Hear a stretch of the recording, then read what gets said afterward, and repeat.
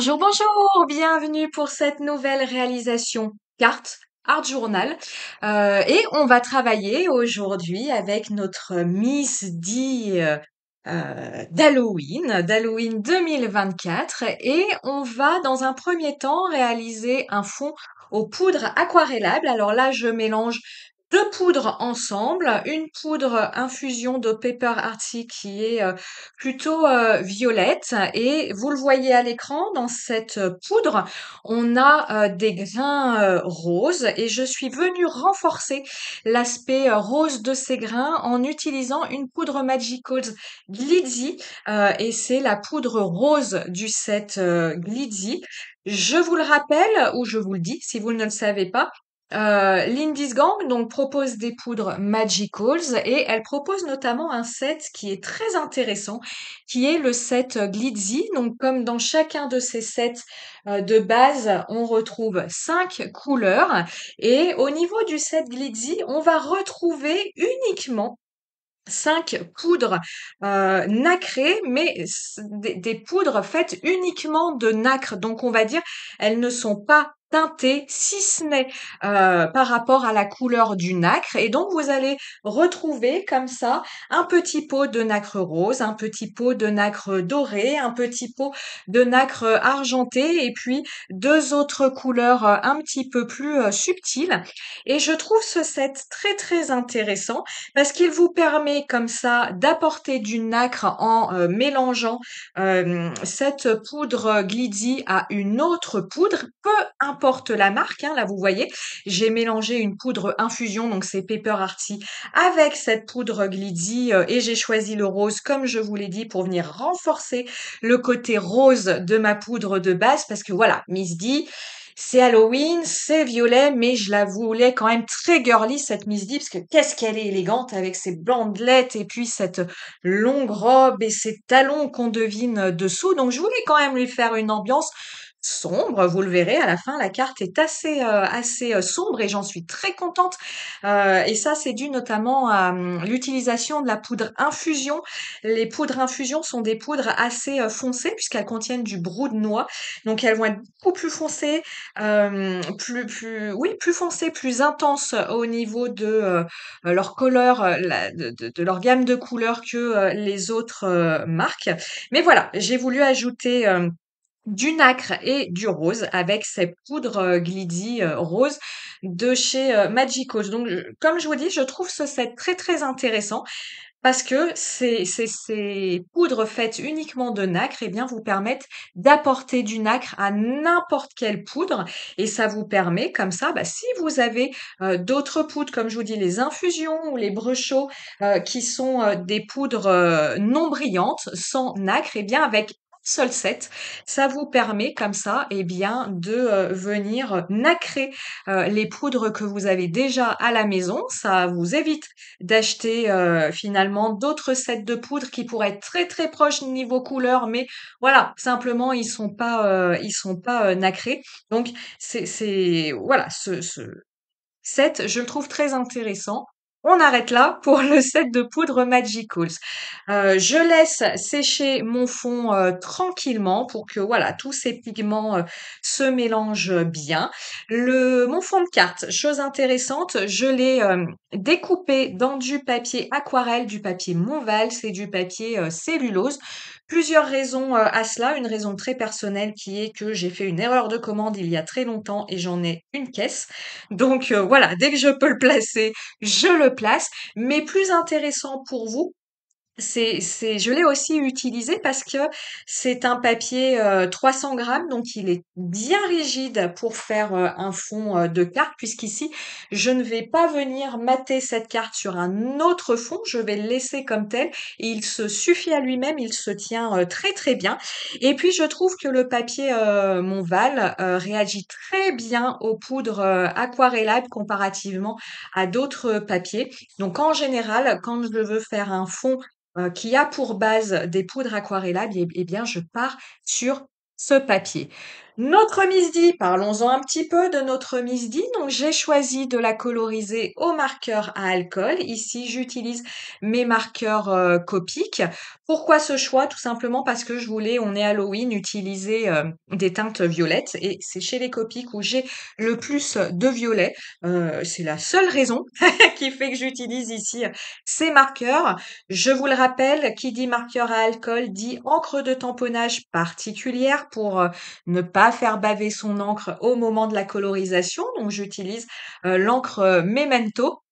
Vous savez, pour toutes mes autres colorisations, j'utilise la Versafine claire parce que c'est une encre, la Versafine, qui donne au jour d'aujourd'hui le meilleur rendu quant à la finesse, au détail du tamponnage. Mais la Versafine, elle bave lorsqu'on utilise les marqueurs à alcool. C'est pour ça qu'ici, je me dirige vers l'encre Memento qui tient, bah voilà, c'est son job, hein, qui tient très très bien. Et qui dit marqueur à alcool dit papier spécial marqueur à alcool. Et j'utilise depuis un petit moment le papier Transfotype. Je vous l'ai mis en descriptif de la vidéo. C'est un papier qui est conseillé par Copic pour utiliser les marqueurs à alcool. Donc j'en ai fait une petite commande et ça fait un petit moment que je l'utilise et j'en suis très très satisfaite. Donc je vous donne l'information. En plus, c'est un papier qui est quand même un petit peu rigide, hein, donc il permet après de faire sa découpe de façon bien aisée, hein, de bien pouvoir tenir son papier. Donc ça, c'est très très bien. Au niveau de la colorisation au marqueur, eh bien, rien de nouveau ici. J'en profite pour vous dire que j'ai réalisé il y a un petit moment une vidéo en temps réel, pas à pas, pour la colorisation au marqueur. Donc, je vous mets la référence, c'est toujours pareil, dans l'article de blog qui va avec cette réalisation. Mais rien ne m'empêche ici de vous faire un petit rappel. Donc, dans ma façon à moi de coloriser, en tout cas, la façon avec laquelle je suis le plus à l'aise, eh bien, c'est finalement de faire comme avec mes crayons de couleur, c'est-à-dire en couche sur couche. Je viens réaliser un aplat de couleur avec mon marqueur le plus clair. Je viens dessiner une ombre avec ma couleur intermédiaire. Je viens fondre mon ombre en réutilisant ma couleur la plus claire et je viens finaliser mon ombre avec la couleur la plus foncée. Et pour bien fondre toutes mes couleurs ensemble, eh bien, je viens faire des allers-retours entre ces trois couleurs. Par la suite, rien ne m'empêche d'ajouter du détail avec un marqueur plus foncé si je veux encore intensifier mon ombre. Et puis, si je veux ajouter des zones de lumière, eh bien, je viens passer mon blender là où je souhaite éclairer ma zone de coloriage, pardon, là où je souhaite estomper ma couleur. Voilà, et puis je fais comme ça des allers-retours jusqu'à obtenir un résultat qui me plaît. Alors attention quand même, le jusqu'à obtenir un résultat qui me plaît. Pour obtenir le résultat final d'une colorisation au marqueur à alcool, il faut attendre que votre marqueur soit sec. Tant que ce n'est pas sec, les couleurs, elles continuent à bouger, elles continuent à se diffuser, elles continuent à fusionner finalement entre elles. Donc, votre premier rendu va être moins, comment on va dire, le dégradé va être moins doux que bah, votre résultat final, hein, si vous laissez le temps aux marqueurs à alcool de se fondre entre eux. Donc ça, il faut le savoir, hein, c'est-à-dire que quand vous allez coloriser, ce que vous allez voir tout de suite ne va pas être votre rendu final. Et ça, il n'y a finalement que l'habitude de la colorisation qui vous permettra de prédire votre résultat final. Donc voilà, c'est toujours pareil finalement, c'est l'entraînement qui fait que bah, on devient de plus en plus à l'aise avec ce type de colorisation. Pour mes petites bandelettes, j'ai utilisé une autre technique de colorisation qui marche aussi bien. Après, voilà, il faut tester les 2 et voir, avec quoi vous êtes le plus à l'aise, voir aussi en fonction de la zone à coloriser ce que vous préférez.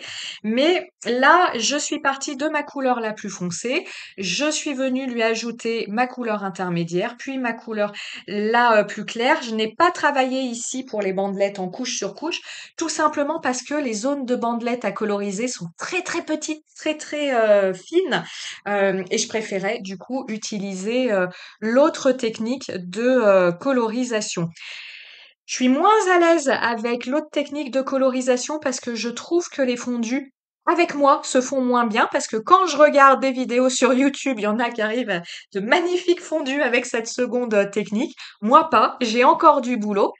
C'est chouette de se dire on a encore plein de trucs à apprendre et plein de trucs à essayer et plein de choses voilà, plein de niveaux à se perfectionner encore. Mais voilà, ça vous explique aussi pourquoi je fais en général le choix de la première technique que je vous ai expliquée. C'est tout simplement parce que la deuxième, je suis beaucoup moins à l'aise. Au niveau de la réalisation de mon fond, vous voyez, ici, je viens tamponner différents tampons de fond. On les retrouve sur différentes planches de la collection d'Halloween de Holland Create. Il y a certains tampons, je suis venue les faire en noir et pour apporter une petite touche glossy, une petite touche brillante, je viens les embosser à chaud avec une poudre transparente et j'ai voulu ajouter d'autres tampons de fond. Vous voyez ces petites fioles que j'ai tamponnées à la Versafine claire, la couleur lilas. Mais finalement, alors on les voit à l'écran, mais ils ressortent pas très bien sur mon fond.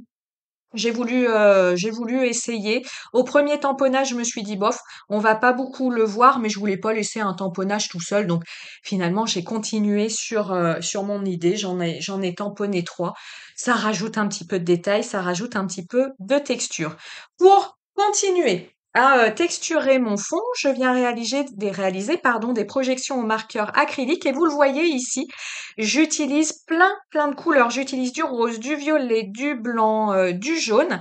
Ces couleurs ne sont pas choisies au hasard, ce sont les couleurs qui composent les différents pigments de ma couleur de fond, hein, de ma poudre à infusion. Quand je regarde mon nuancier, je vois que cette poudre est faite eh bien, de différentes couleurs, du rose, du violet, il y a des touches de jaune. Donc je suis venue reprendre, ces couleurs au niveau de, mes marqueurs pour venir texturer, mon fond. Pour, venir, accentuer, l'aspect, sombre de cette carte, hein, vous voyez, je voulais un tour sombre et un intérieur, plus, clair et bien, je viens passer, le tour de ma carte avec, ma Versafine, tout simplement et puis maintenant vient le moment d'ajouter, différents, embellissements. Donc, voyez, Miss D, c'est un tamponnage et je vais rajouter différents éphéméras. Alors, on a des citrouilles, le petit corbeau, ah bah, j'en perds le mot, la petite chauve-souris, ce sont des die de la collection, de, l'année dernière et puis, les petites, fioles, ce sont, des die de la collection, de cette année et l'idée de cette carte, je vous l'ai expliqué lors de la présentation, de la collection, eh bien, c'est que notre Miss D, elle, voilà, c'est une Miss D sympathique. Elle a réalisé plein de potions. Alors, vous voyez, il y a des potions poison, il y a différentes potions, mais elle a notamment, cette année, voulu faire des blagues à ses petits camarades de fête d'Halloween et elle a réalisé une potion d'amour qu'elle a versée à droite et à gauche. Et cette potion d'amour va nous créer différents couples que vous avez vu lors de la vidéo de présentation de la collection et puis que vous découvrirez en détail lors de mes futures vidéos. Alors ici, qu'est-ce que je fais? Ici, je voulais tamponner d'autres araignées dans mon fond de carte et puis rappelez-vous, mon tour de carte, je l'ai fait à la Versafine claire qui est une encre à séchage lent. Et lorsque j'ai voulu embosser à chaud les araignées que j'ai ajoutées sur mon fond de carte, eh bien la poudre s'est également collée sur mon fond de carte. Donc dans un premier temps, ah bah si finalement je vais la mater, cette carte sur un fond de carte. Entre parenthèses, je les ai réalisées il y a très longtemps, ces cartes. Donc au moment où je double la vidéo, j'oublie des fois un petit peu ce que j'ai fait. Fermeture de la parenthèse. Au moment de vouloir embosser à chaud, mes petites araignées, eh bien ma poudre à embossage s'est collée sur mon tour de carte. Donc dans un premier temps, j'ai voulu enlever, cette poudre et puis, vu le positionnement des araignées que j'avais, ajoutées, je me suis dit: «Ouh là là, ça va être très, très galère de, sélectionner».